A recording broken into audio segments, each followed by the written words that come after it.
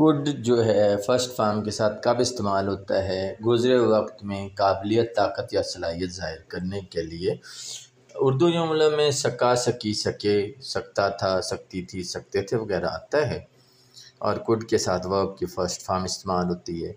Sentences आप देखें, वो कल लाहौर ना जा सका, मैं पिछले हफ्ते नई गाड़ी ना ख़रीद सका, क्या तुम वो वज़न उठा सकते थे, हम आपकी मदद नहीं कर सकते थे।